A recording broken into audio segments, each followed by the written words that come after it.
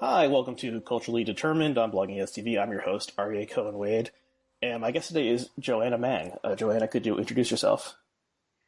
I'm Joanna, and I'm a part-time English professor at a community college. I'm a full-time, almost stay-at-home mom, and I sometimes write a little bit. I'm kind of just getting started, I guess, sort of part-time freelancing. It's like very, very new for me. So we're going to talk about a piece that you wrote, I think it went up yesterday, at the Outline. The headline is Shakesville's Unraveling and the Not-So-Golden Age of Blogging. And the subhead is Everyone loves to remember how blogs are so much better than social media, but the truth is a bit more complicated. And I like this piece a lot, and as we were saying before the recording, in some ways it kind of was like a time capsule to a different era, even though it was only about 10 to 15 years ago. It was a fun piece. So what is Shakesville, or what was Shakesville? Because it's kind of over now. Well, it was a feminist blog that started in 2004. A woman named Melissa McEwan started it. It was originally called Shakespeare's Sister, which is a reference to a Morrissey song, and the Morrissey song was a reference to the essay A Room of One's Own by Virginia Woolf. Right. So sort of this idea that, women didn't have the privacy and freedom to be creatives and intellectuals. And so she has this idea that if Shakespeare had a sister named, she gives her the name Judith, what would have happened to her? And she imagines like if she was his equal in talent, but just not opportunity. Uh-huh. And, she would have ended up, pregnant and killed herself, which is like very Virginia Woolf. But also, I'm a big lover of, Thomas Hardy in 19th century tragic woman novels. So I think, why not? That's probably true. And so the idea of the blog was giving a voice to women. And it was always had sort of, I don't think I put this in the piece, but it's sort of like a queer pop culture sensibility. Most of the male contributors and mods, well, I'd say at least half were gay. And the blog was, Melissa gets accused of being a TERF, and I'm not really sure why, because I feel like the blog was pretty trans friendly. It was one of the first places where I ever heard of the concept of transgenderism. Uh-huh. So it was started as a little group blog, and it kind of got sort of popular, never huge, never big like HuffPo or Daily Kos or anything, but it was in that network where if you were blogging and you were progressive around that time, you were kind of clicking around to all of those places. And it was a place where, for someone like me who was in my early 20s, got introduced to feminism and the idea of patriarchy, these really basic concepts that we now take for granted, that Melissa was one of the first people who was online talking about that stuff and really unashamed about it, never apologizing, ever. And that was eventually what kind of started to get her in trouble. Right. So her background, as you know, the piece was she was like working in marketing or something and started the blog like as many people did 15 years ago as a hobby or something.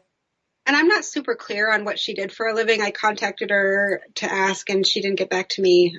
But yeah, something with marketing, but she quit pretty soon, working, or maybe she lost her job and then just didn't get another one. She decided to start blogging full time. Right. And, probably, people who are watching this probably remember the early days of the blogosphere. This website is a product of the early days of the blogosphere, having been started in 2005, and still has the word blog in its title, despite the fact that there aren't a lot of blogs around anymore, but for reasons maybe we can talk about. They're different. Blogs are different now, and the way that what they're supposed to do is different.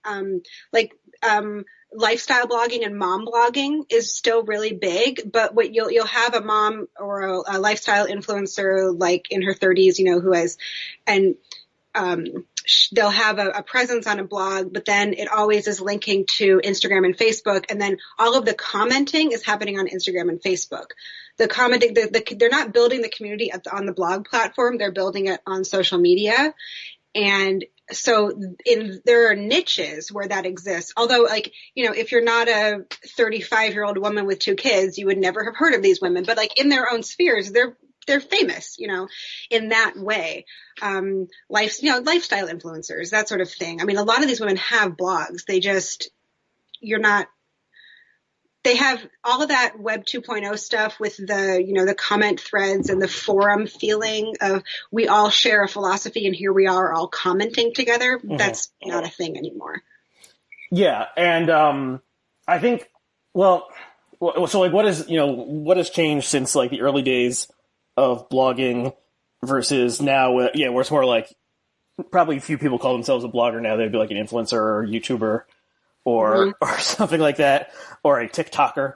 I think like, there were people who came up with no institutional backing or background really, and started writing because they gained an audience. So I guess I don't really know what Coze's, Marcos Melitz's background was. It's probably in tech. But yeah, I know.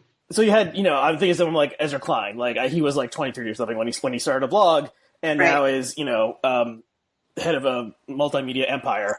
And so there are people who kind of, and then there's someone like Andrew Sullivan who was an establishment figure. He was the editor of the New Republic and wrote for all sorts of magazines, and then he was a political blogging pioneer and made that his like main thing for a decade and a half. But I was thinking like, so you have people like, I mean, I know the political news area best, like Klein or Matt Iglesias, who started out as young bloggers and now have these establishment perches in this establishment that they like made themselves. And then there's a lot of people who just kind of, if you're a dude and a technocrat, I mean, like that's, your path is laid for you. Right. Like you wouldn't get at the Washington Post. You'll be fine.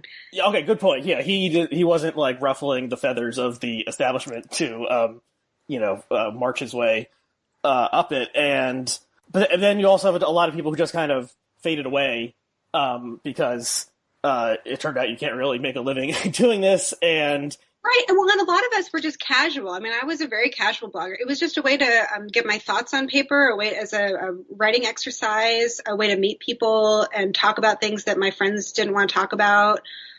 It was a place to post pictures of myself, like all of that stuff that if I had Instagram at the time, I probably would have just done that.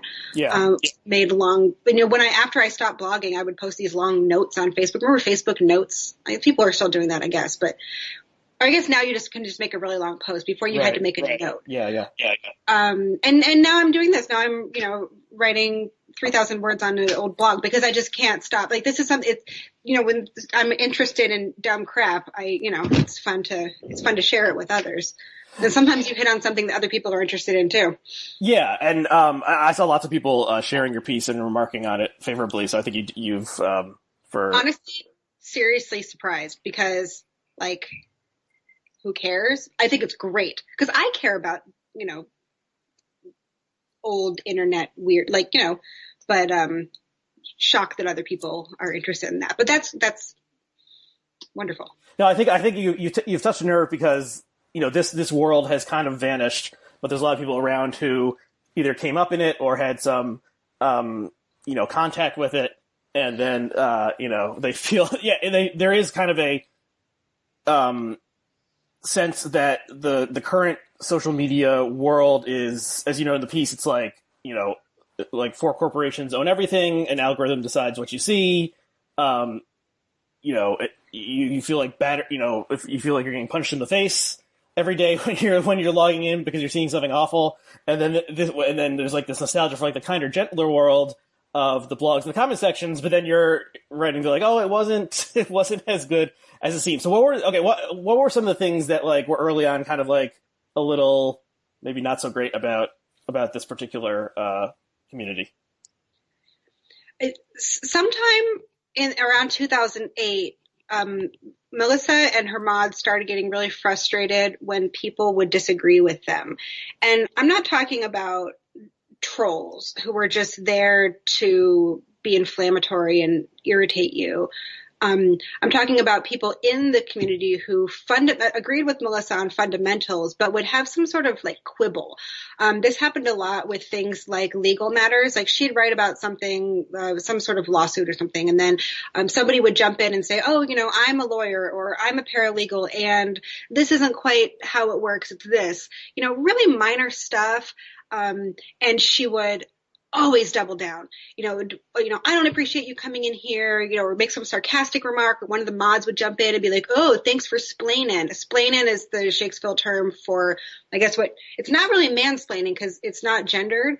It's more like but it's the same idea of like, thanks for like coming in here and talking down to me and saying things I already know. Mm-hmm. But if they didn't already know it, and nobody should be expected to, if you're not a lawyer, you don't know all this stuff. And ideally somebody who is an expert, and that happened a lot with experts, whether it's medical, like a nurse saying, oh, it's not really like this.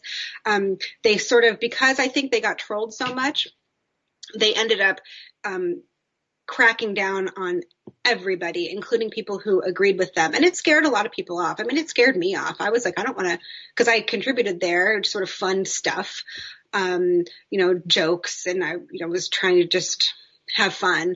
And I was also one of the younger people there. So I think that was sort of my shtick. It was like, I'm young and cute and here's a poem I like. Like, here's a joke about Rumsfeld, and it started to get so serious with how all of the rules that you had to follow in order to be accepted as a progressive person.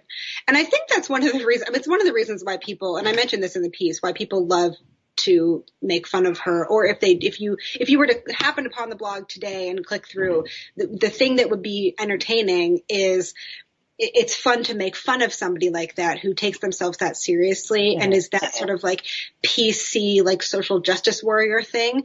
And I think the term politically correct is sort of insane anyway. It doesn't really mean anything to me because everyone has their personal taboos. Like if the people who complain about PC, if I said to something to them about like, I don't know, Jesus looks hot, I'd love to fuck him, like that's what, like, it'd be like, you can't say that, you're fired, like everybody has their things you're not supposed to say. Mm-hmm. Yeah. Certain people like to pretend like it's only the other groups that have all of the rules.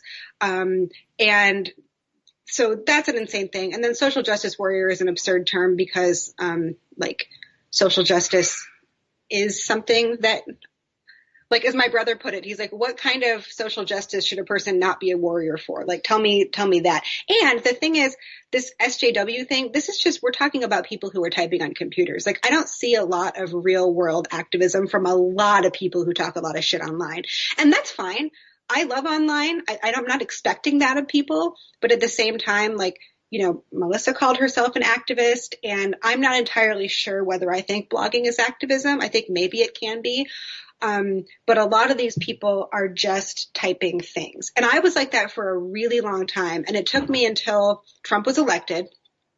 And I completely freaked out, as many of us did, because I felt like naively, a bubble had been popped for me. Do you know who A.R. Moxon is? He's Julius Goat on Twitter. No. He's amazing. He is the best anti-fascist writer I've ever read since like maybe Sartre. And he just has a way of distilling things.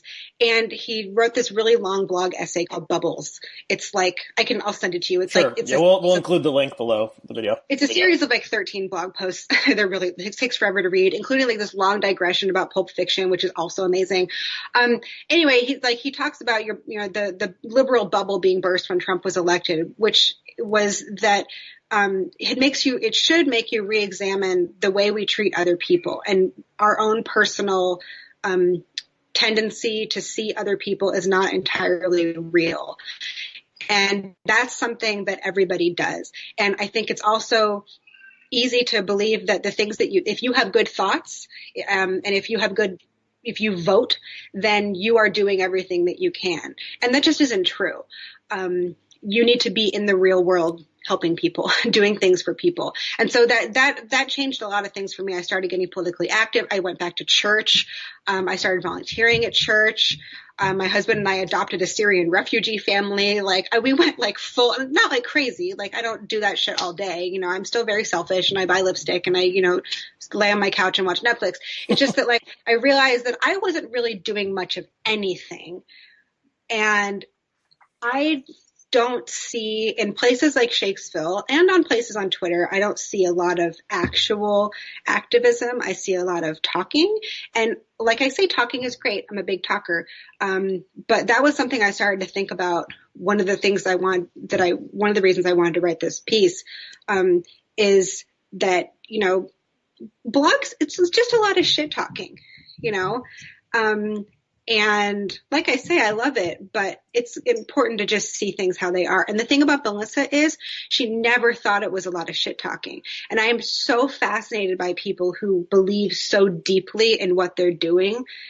Because I'm not like that. I think I'm a little bit more almost like lazy. I'm not type A, you know, I don't have like, I'm not a goals oriented person. You know, people always ask you like, you know, what are your goals for this year? Like my fitness instructors are always like, what are your fitness goals? I'm like, I don't do goals. I just kind of like, I have an idea and maybe I do it. And then if I don't, I don't. And that's why I'm not like a successful person, you know, whatever. It's a personality type, but Melissa is. She believes deeply in what she was doing, and she would write these long manifesto blog posts about here are all my beliefs and here is why I am out here spreading this message, and I am the only person doing this, and this is what I am giving you. Why don't you appreciate it? That is really interesting to me because I don't think I've ever thought that much about myself before, and I don't want it to be like a condemnation of her. Although some of it is funny, I don't think that it's necessarily a bad thing. I think it's fascinating that some people believe so much in something that they're doing that a lot of people just don't appreciate. And I think that some of her loyalists have this sense that like she's sort of an entry in the annals of history, and that one day maybe she's ahead of her time and one day she'll be appreciated for everything she did. I mean, she has that kind of praise. If you look at the comments, like people think that she is a hero. A small group of people think she is a hero. Uh-huh. And I think that's really interesting that you have this little group of people. Do you ever think about that? Like there are these little groups of people in the world who in their little community, they think that what they're doing is changing the world, but nobody else really notices. and some things kind of have leaked out of Shakesville. Like she was one of the first people online doing the talking about rape culture. That was the first place I ever heard rape culture. I'm not saying she invented the idea. I'm saying like she was talking about it so much that there are people who I talked to for this piece. I had many people tell me like that was the first place I ever heard of rape culture, or about like street harassment, that women experience this phenomenon. And so there's little leaks, but most people just don't care and nobody knows who she is. But in that little world, they think that she is doing the most important thing.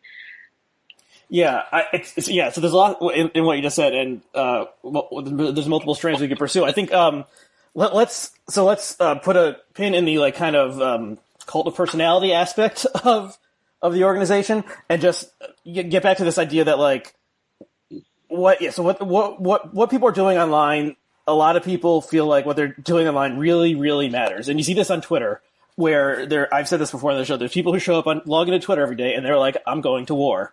And I'm fighting the good fight, the holy battle on behalf of my side, and I'm going to vanquish all the foes. I have a little quote from one of her followers that didn't make it into the piece, but who I call the true believers, the people who, when the mods would call them out for misusing a term, like if they said something is lame, you know, that's ableist, or if they said, commenting on someone's appearance, which was almost always verboten, you're not allowed to do that, or, you know, body policing or food policing or any of those things, there were people who got turned off and left or would fight back, but then most people would just thank the mods. Thank you for pointing that out to me. You know, I never thought about that before and I will correct myself. I really appreciate it. there's a commenter who went by Indie Goddess, told Melissa, "You are fighting an invisible war and you have my sword." And this is that's the stereotype of the keyboard warrior, right? Like, but what's so interesting to me is like, what are you talking about? Like, what war? Are you talking about arguing online? Because in the comments at Shakesville, the arguments are seen as a bad thing. So there's not really a lot of discussion going on.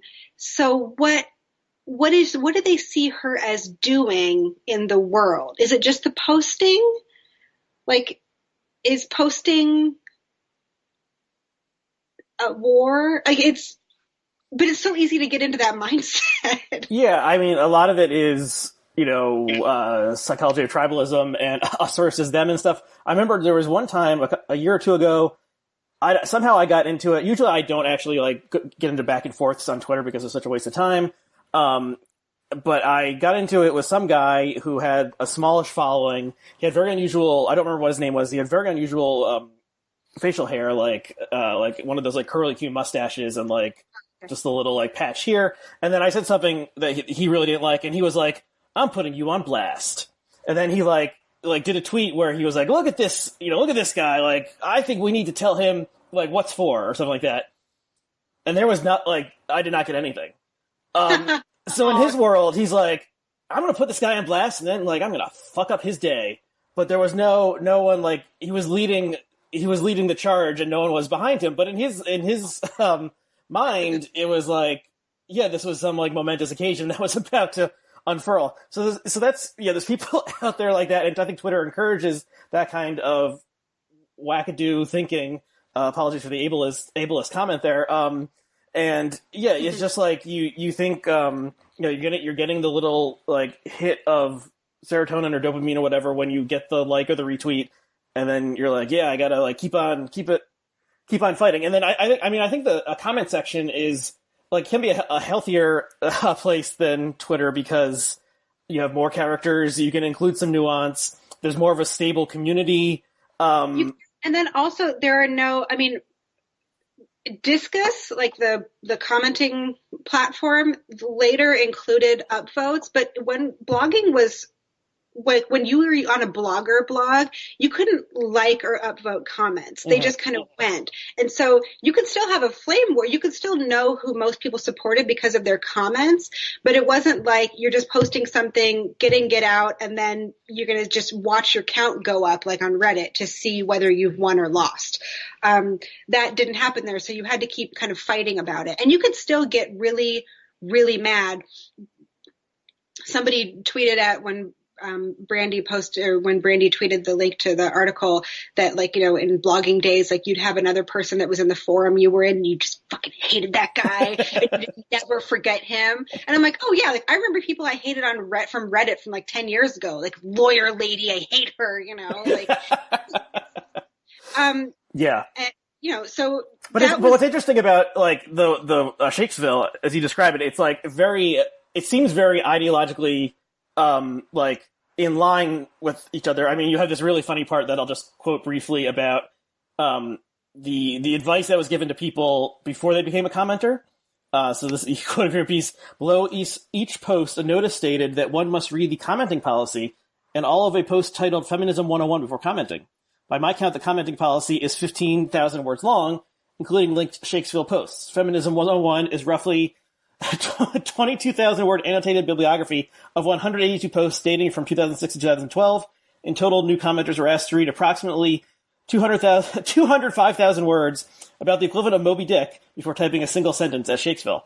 So yeah, there's a certain type, you had to follow the rules, and there were a lot of rules and a lot of instruction backing up those rules. Yeah. Like when you go into Feminism 101, you click on one of the posts and then you read it so that the post has a description, and then you're supposed to read that, and then you're supposed to click on the post and read the post itself. But then in the post there will be links that link internally to Shakesville. So they link to other Shakesville posts. So you could easily just get like tangled in a web of Shakesville posts, never you would never be able to comment because you just keep reading. The idea really is you should read this entire blog from 2004 to the present day in order to fully understand. And the idea is, Melissa trafficked a lot in the ideas of good faith and bad faith. And her concept of good faith was always assuming the best of her. And if you assigned any motivation to her that wasn't flattering to her, that was bad faith. And that is not what bad faith means. Bad faith in argumentation means you don't actually want to have an argument. You just want to, throw a bomb or an apple of discord into a situation and then, watch the mayhem. You don't honestly want to learn anything. You just want to play around. And there are plenty of people like that all over the internet. I mean, Sartre said, the anti-Semite doesn't value words because words are just sort of toys to him. He doesn't really, it's not about hating Jews to an anti-Semite. It is, but it's also about, fucking with you and holding and relishing the idea that they not seeing other people as full human beings drives other people crazy, or upsets them in some way. And that's a way of appearing strong. And in a way that's kind of what Melissa did and what other people who become sort of like when they sort of claw their way to the top of a, internet mountain is like, I don't have to compromise anymore. I am what Sartre called the rock or the stone. Like I have the impenetrability of the stone. I don't have to learn anymore. Information comes to me and I can bat it away or I can accept it. And if I do, I'm incorporating it into a belief system of mine that was already established and already good. And to Melissa, bad faith is just assuming that she didn't already know that, or assuming that or saying anything unflattering about her. And the thing is, that's really an easy trap to get into when you have even moderate online popularity or moderate popularity in the world, any kind of power. When you get into a situation where you have a little bit of power, it is really easy to stop learning and to brook no dissent.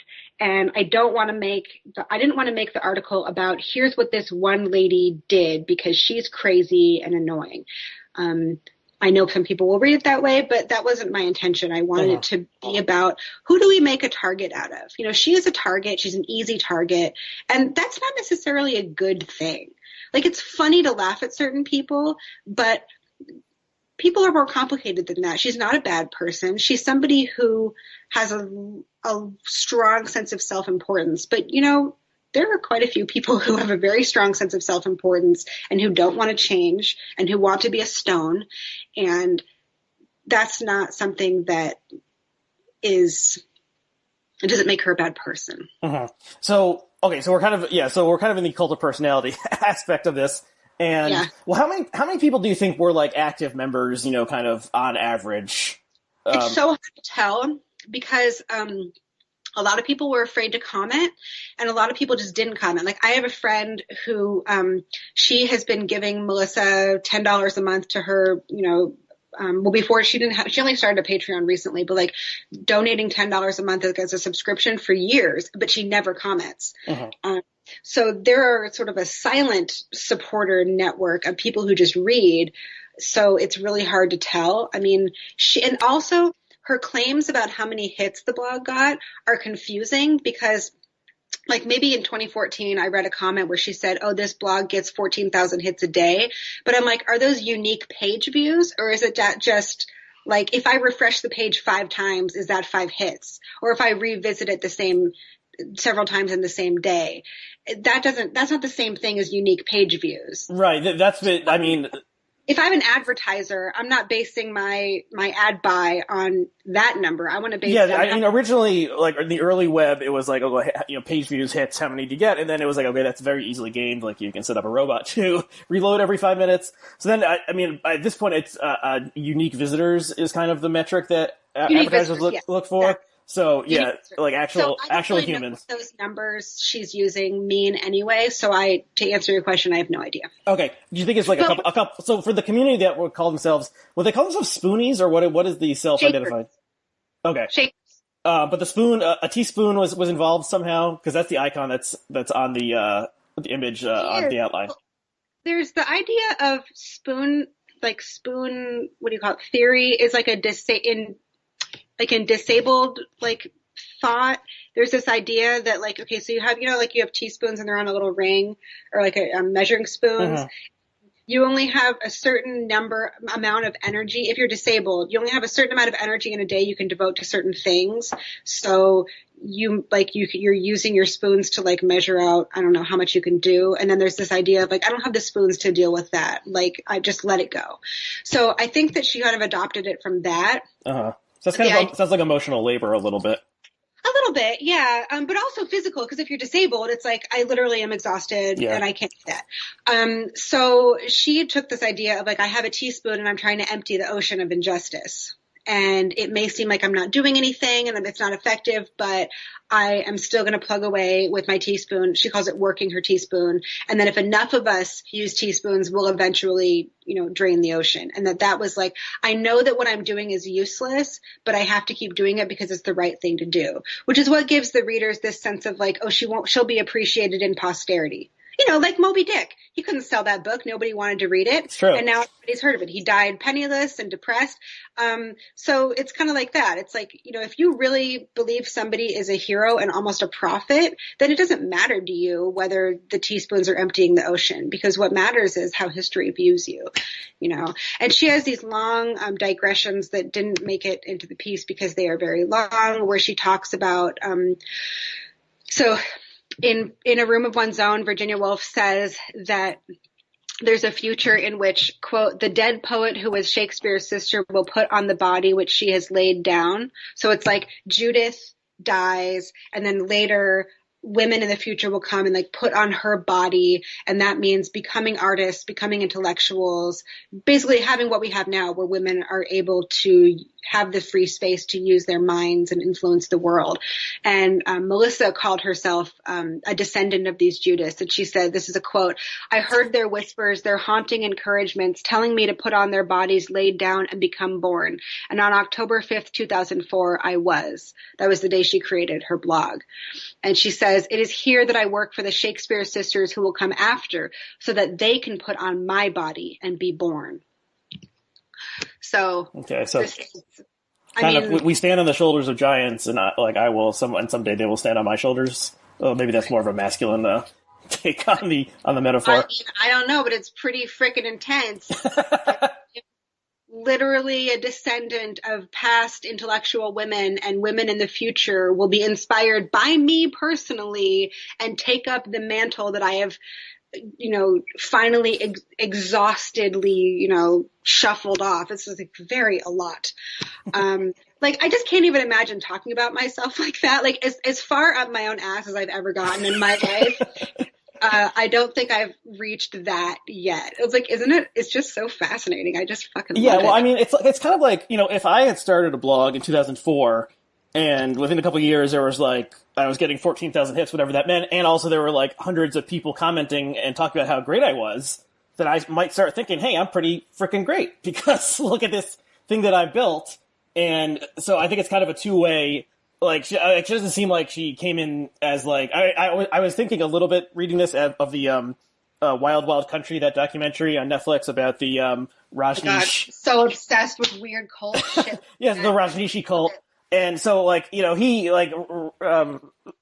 Rajneesh himself seemed like he wanted to do this, going in and start a community centered around him, and whereas McEwan doesn't quite seem like she entered that way, but maybe just the the situational factors of it wasn't an eponymous blog, but she named it, and then there's just there's people volunteering to be her contributors and moderators and so forth. One would come to think that one is a pretty special person, and I guess start acting that way. But it also kind of mixed with this, PC or some other kind of language policing stuff, where it's you can't talk about that subject. You said the wrong word. and either Or you can't correct talk yourself about or you're out on your ass kind of thing. Or you can't talk about certain subjects at certain times. So, like, if somebody had posted, if she had posted about, you know, a fat fashion thread, for example, about like, here's the kind of clothes you can wear if you're, you know, a larger woman, and somebody had jumped in and started talking about recipes or something, it would be like, oh, no, that's not what this thread is about. This is the fat fashion thread. You know, like that's an acceptable topic for later, but not right now. Like everything needs to be, you know, there's sort of like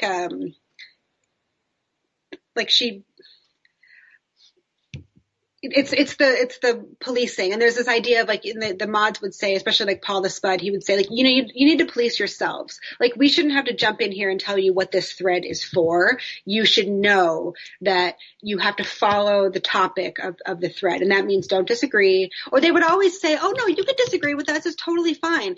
But then there was never a way to disagree with them properly.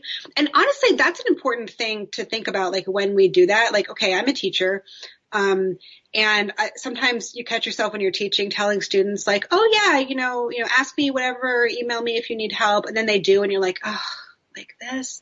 And it's like, well, I told them to ask, you know, like it's so easy to get that sense of like, I, important professor person, should not be contacted unless things are very important. It's like, what the fuck? Like, nobody cares. Like, you're not important. Somebody needs help. You know, what are they supposed to do? And that's a good thing to catch in yourself, that if you are a mod, then you feel that sense of power, and that you don't have to catch yourself being unforgiving of people and being a hypocrite. You know, you can talk total shit and say like, oh yeah, we love disagreement here. We're a community of people having a great conversation, you know, and then when somebody is like, well, I'm a lawyer and that's not how it works, be like, this isn't an appropriate time to bring that up. Like, how many of us have not behaved that way? I have totally acted like that, especially online. There's another post of hers from 2013 called Futures Formidable and Vast. It's actually in her sidebar. There's only one post, aside from the comment policy, that's linked in her sidebar, and it's called Futures Formidable and Vast.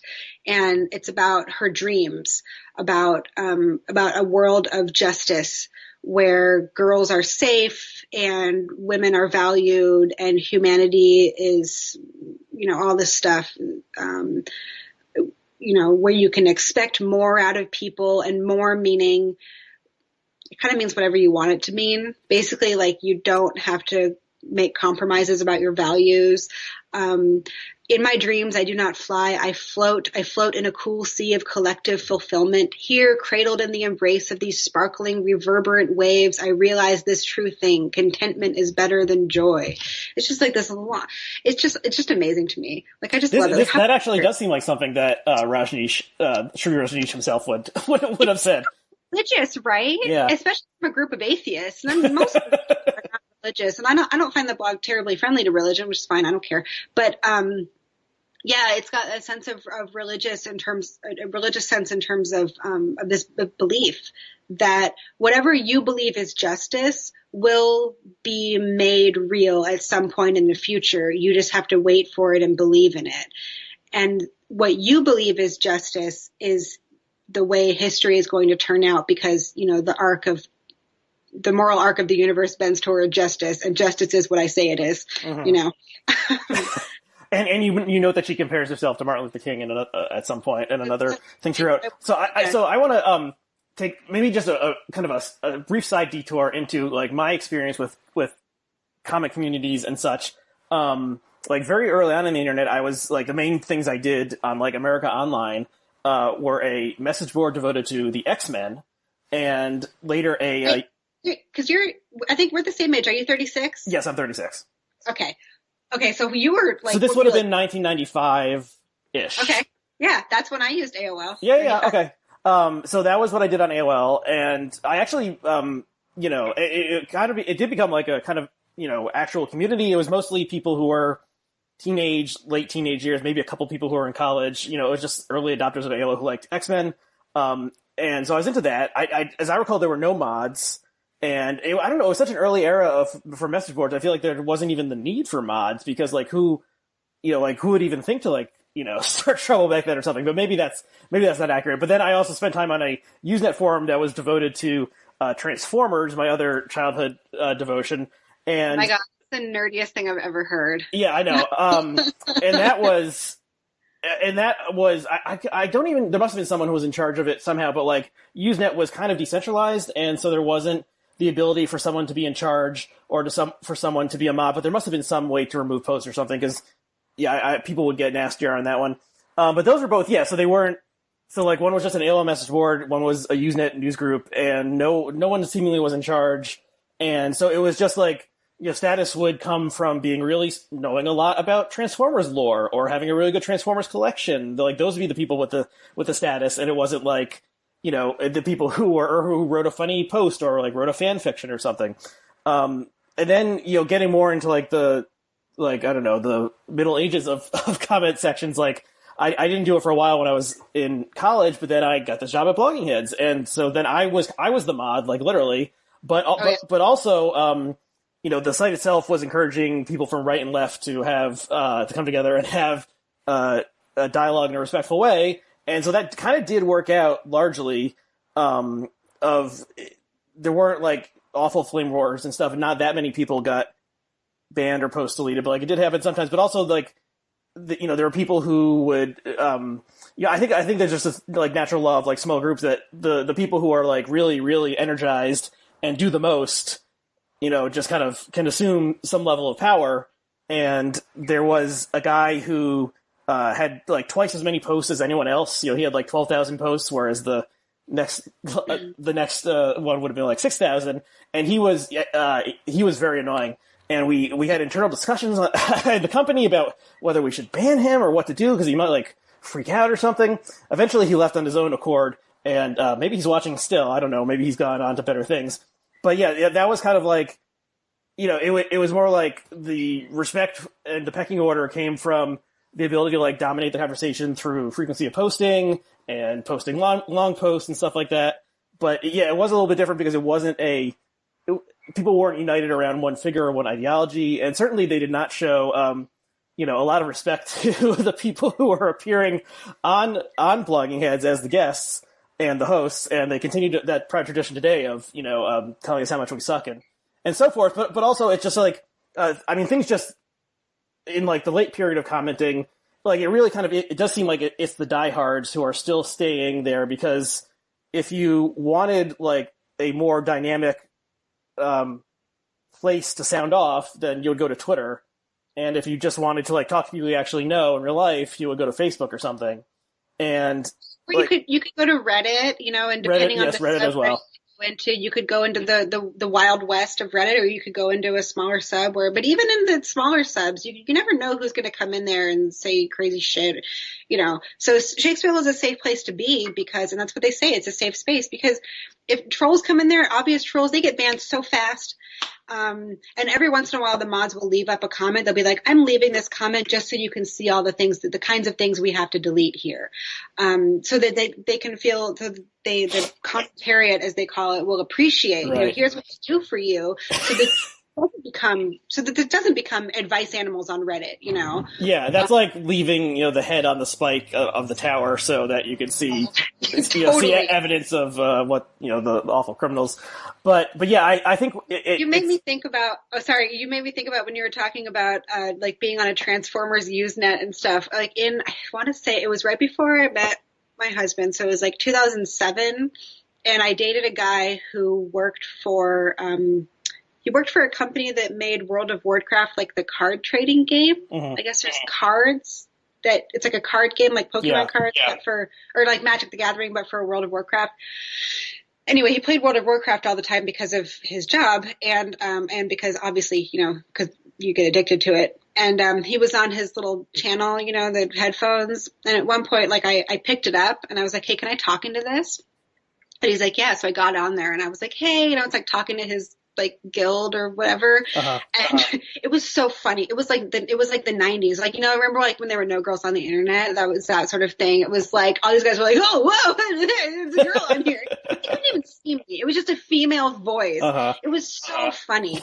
And it was like, this is why there were no girls on the internet, because it was that whole like tits or GTFO thing. Like, and this was like, I would never have, even if I was really into the Transformers, I couldn't have gone into that sub because it would have been weird.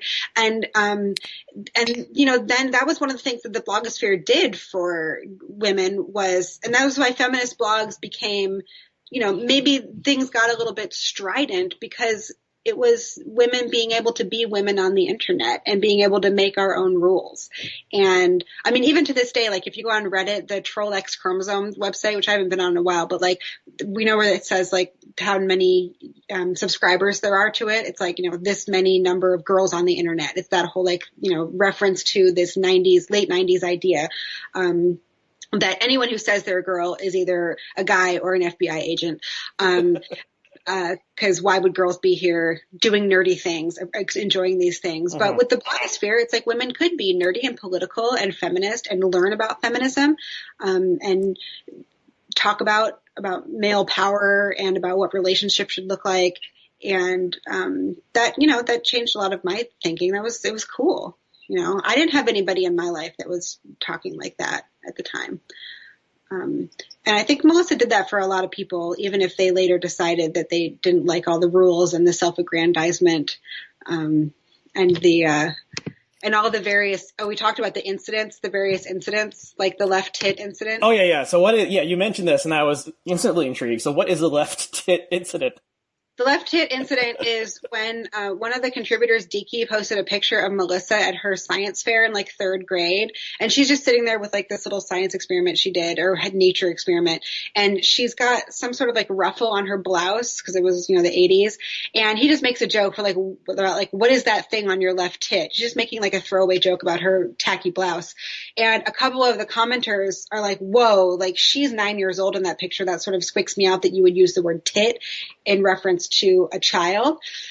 And Melissa and Deeki get really mad at them and they're like, I don't understand. First of all, they're like, I don't understand what you mean. How is that weird? It's just, he's just using a word that describes my body.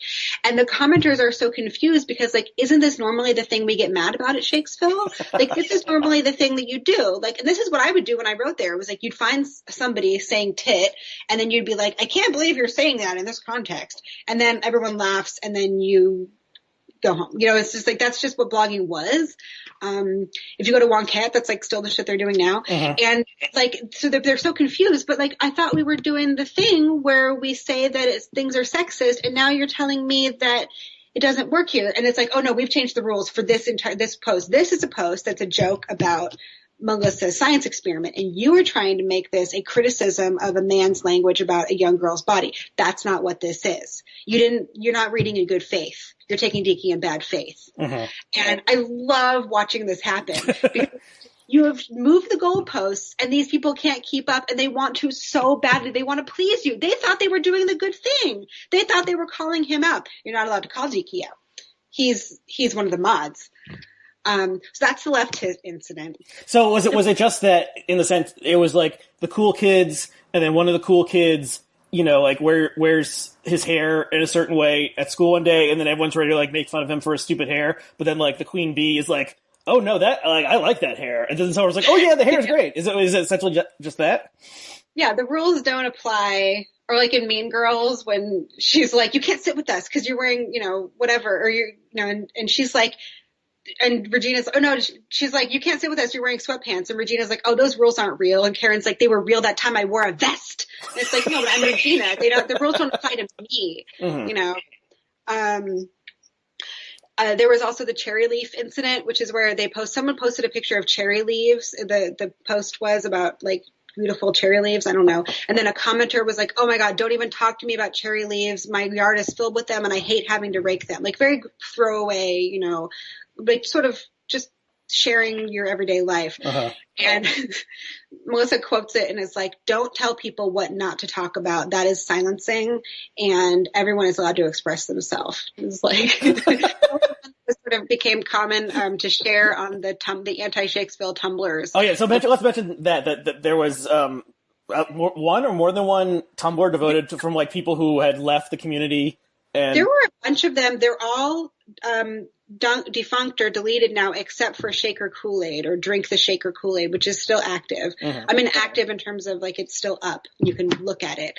I got a lot of really great info from that because people went straight there after they would get banned or flamed out, and they would write these long emotional posts about, I grew up in a small town and I had never heard liberal thought before, and I was never allowed to be gay, and I was never allowed to express myself or be genderqueer, and then I found this blog and people were accepting of me, and they also liked, Devo, and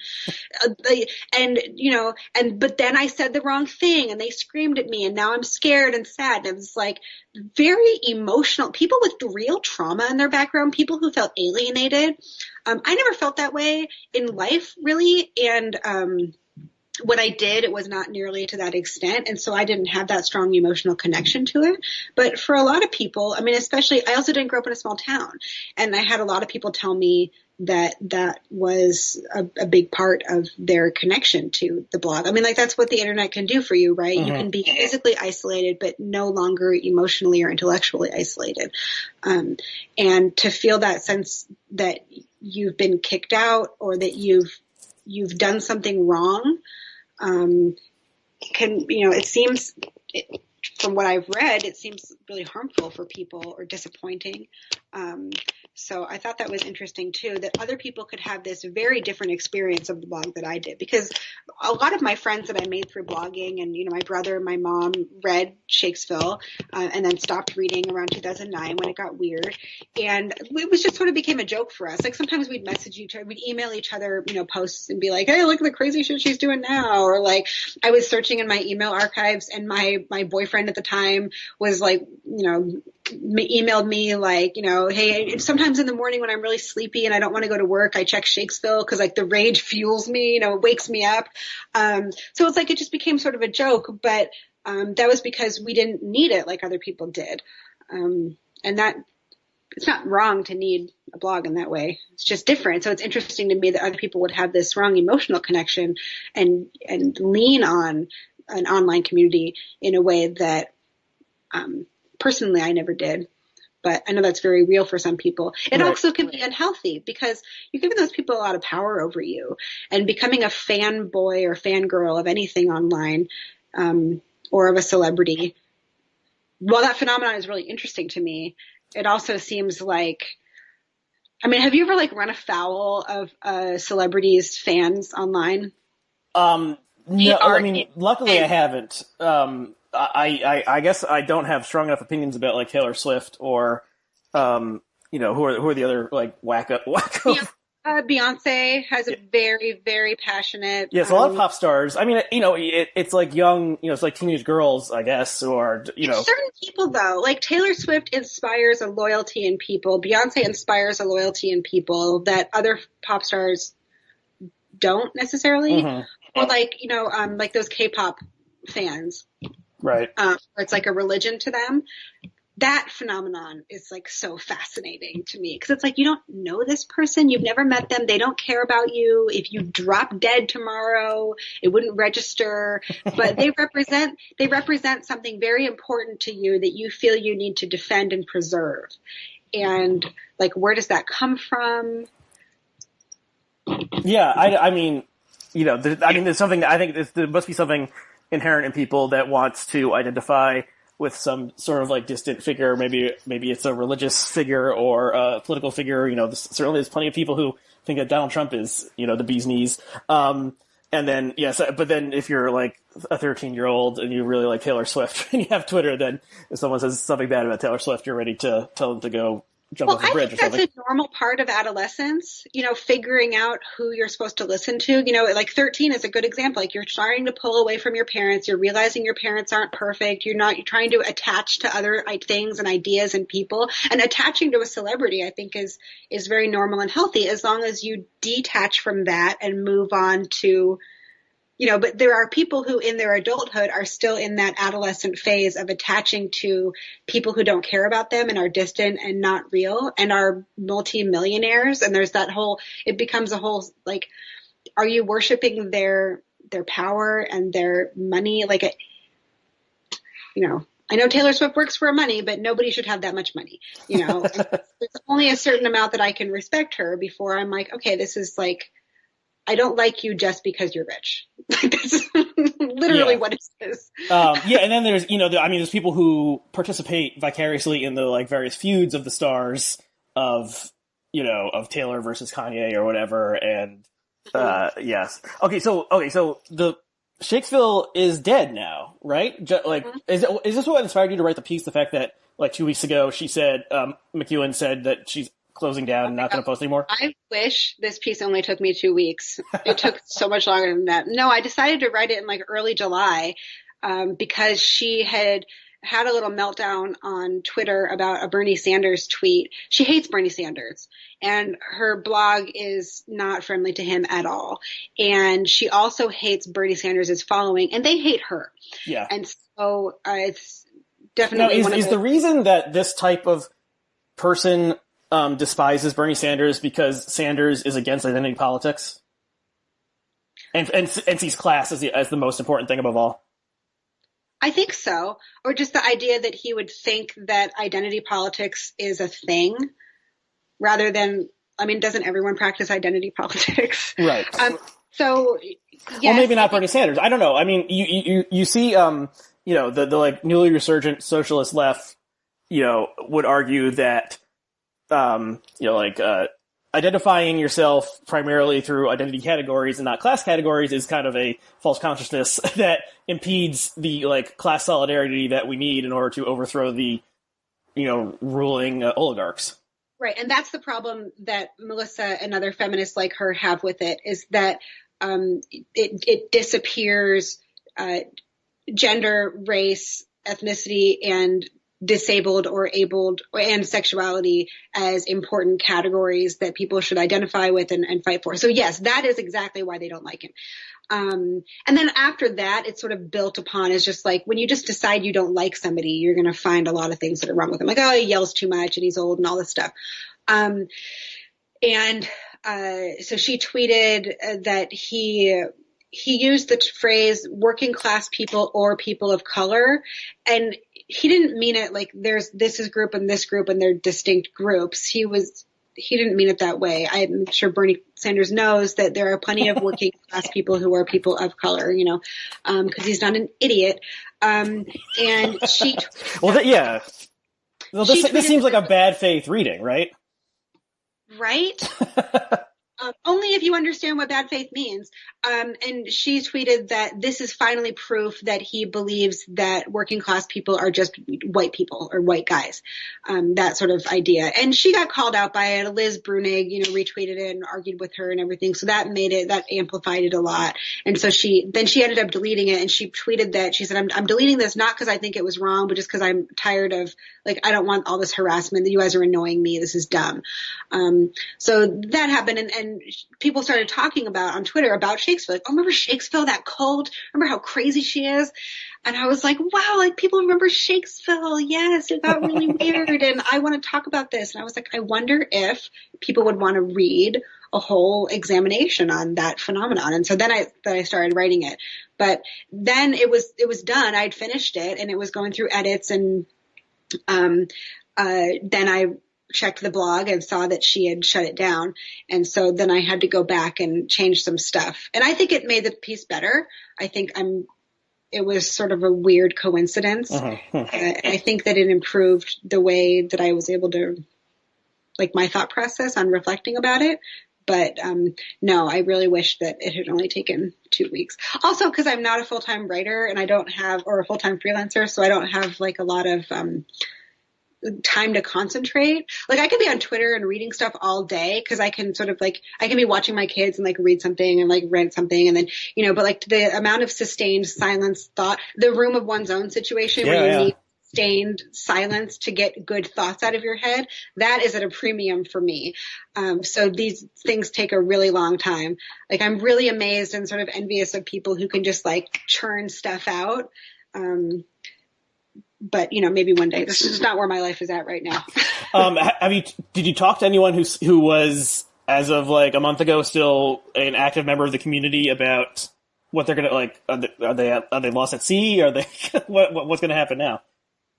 I didn't message any of those people because I didn't want them, like, I wanted to email Melissa when I was ready, and I didn't want them reporting back to her because that's exactly the kind of thing they're told to do, is tell her if somebody's trying to expose her or talking shit. So I just talked to people who were former contributors. There were several people quite a few people I messaged that never responded. I had one guy who used to be a contributor there who said, do not use my name. And he sent me a screenshot of one of Melissa's emails, and I emailed him back for some clarification. He never responded, and he seemed afraid that, she was going to find out. And so that's like the kind of thing we're dealing with here. Like, I had a former contributor and a former mod who went by a screen name, like a blogger name, who didn't want me even using that screen name. I had to create a new name for her. I believe she's a woman. Because she was like, I'm not ready to, be out there. She didn't want Melissa in her inbox, or even having Melissa know that she had told me these things. So it's like, that's where it gets the feeling of like a cult member who has escaped from, from the Rajneeshis or something. Yeah. Like, what do you think she's going to do to you? But I understand emotionally, you just don't want that heat from somebody that you think is powerful. Yeah, that makes sense. I mean, it will be, it'll be interesting to see what, the community has come to an end, and what happens to the members. My mom is legit scared that Melissa is going to sue me. She's like, I don't think you should write this. You should change her name. Just make it about someone else. I'm like, Mom, it doesn't really work that way. It's reporting. Like, it's about something specific that happened. And she was like, you need to really be careful. I think you'll be okay. Nothing struck me as libelous when I read it. I think you'll be okay on that front. But let's talk about, just very briefly, some criticism. So the people who I follow on Twitter, who I saw retweeting or talking about this, were all very laudatory about it. But there's some people I don't follow on Twitter who had some not so nice things to say, and you retweeted one of them. So first, you mentioned something in the article about someone from one of the hosts of Chapo Trap House going after McEwan in a nasty way at some point, and then he had to apologize, and he made a donation to like a rape crisis center or something along those lines. Am I getting this right? I wouldn't even call it going after her. I think he did what a lot of people do on Twitter multiple times a day, which is quote tweet someone and make a little joke. But he had made that about her tweeting about her rape, like a Me Too thing, and made some joke about like, she should be wearing a Joker makeup or something. Like, I don't know what it was. It was some dumb thing. And it was tasteless, and it was a bad idea.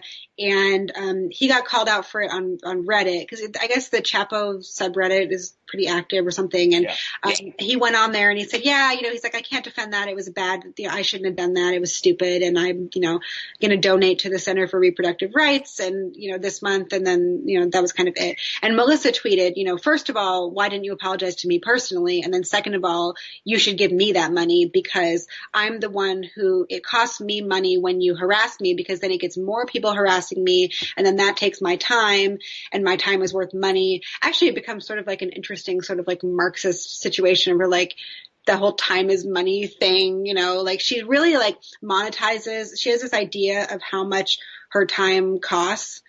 She does that a lot. It's a way of fundraising. There's this part in The Bell Jar. Did you ever read The Bell Jar? I must confess I did not.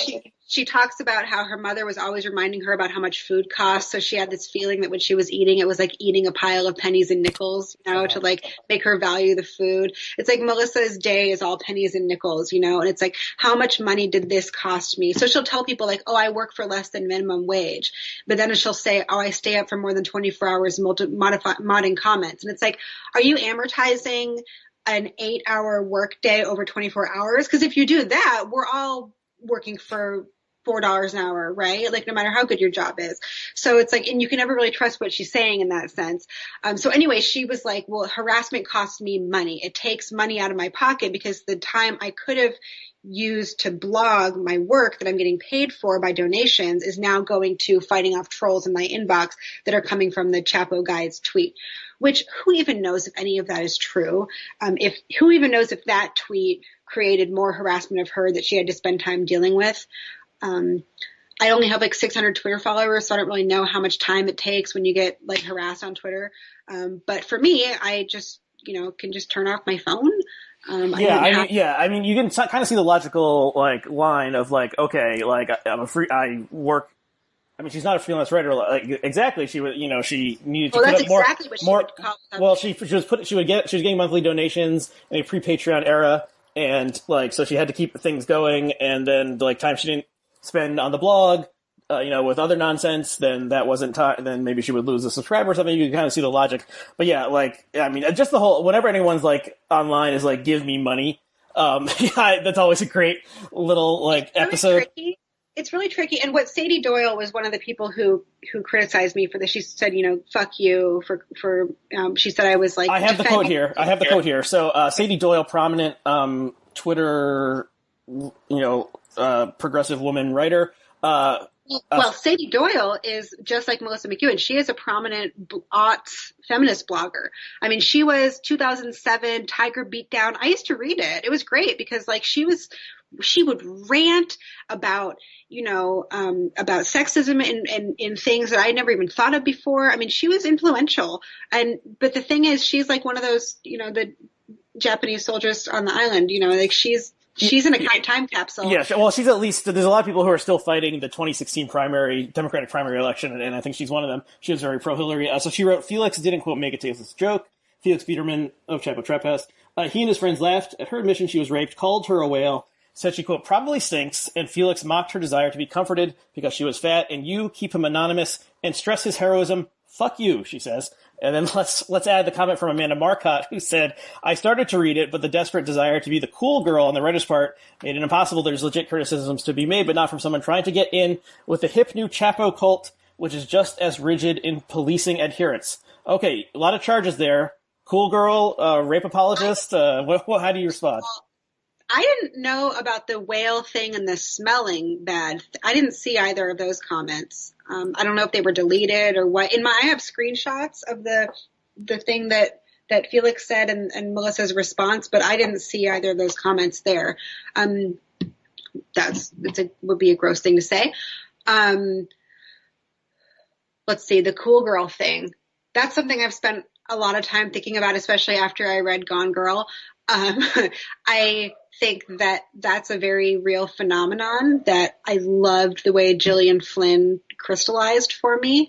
I think that I'm a little old and lame, to use an ableist term, to have that levied against me, just because in no conception of the word am I cool at all. And I don't even listen to Chapo Trap House. So like I couldn't name, I think I follow them on Twitter.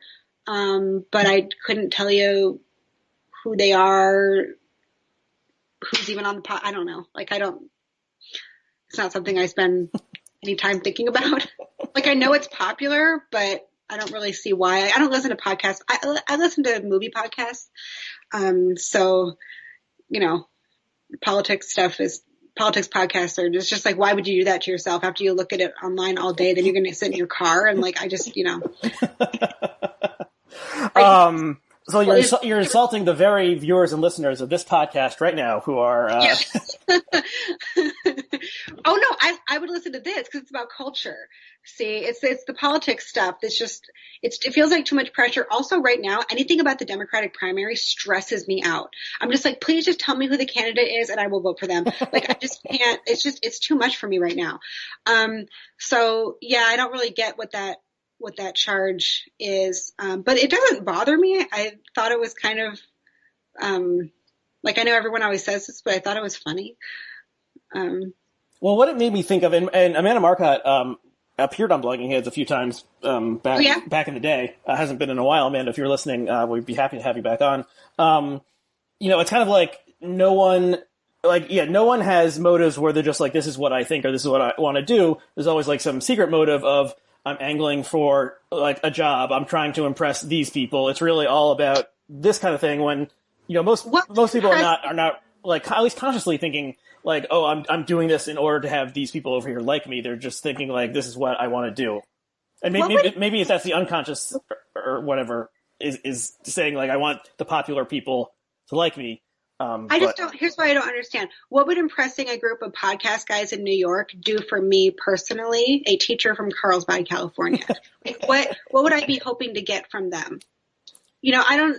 I don't understand that. And like the amount of time I spent on this piece, like I'm not a professional reporter. I'm not even a professional writer. I don't know what I'm doing. Like I tried really hard on it. I liked doing it. It was really fun. I loved working with Brandy at the outline. She's a great editor. It was really interesting and educational. But like at the end of the day, if they didn't publish it, I'd just be like, well, that was interesting. It took me so freaking long to write this. Like the idea that I was doing all of that work just so like the Chapo guys would like me is really kind of like, did it seem like something I dashed off in 5 minutes, Amanda? It's like, this took me so much time.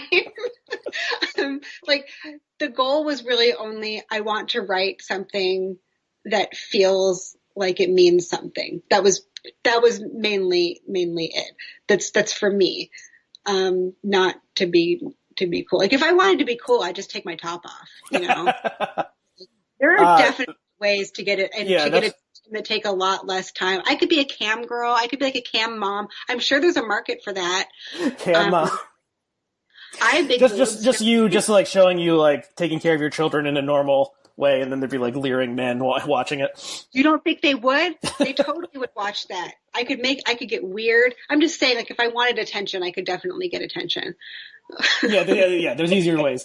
Okay, so I want to commend the piece to everyone who was listening to this. It has a great last line, which I will not reveal, but I thought when I read it, I was like, oh, that is such a great last line. Oh, thank you. And we've gone over an hour, so why don't we end there? So the piece will be linked below, is in the outline, so people can follow you on Twitter. And what's your Twitter handle? I think it's just my name, Joanna Mang. Okay, clearly you're not adept at self-promotion as a writer if you don't even remember. Am I supposed to know that off the top if you don't even remember what your Twitter handle is. So the next... Wait, I'm going to my profile. The next podcast you should remember to have that. It's just Joanna Mang, Joanna-Mang. It's an unusual name, so.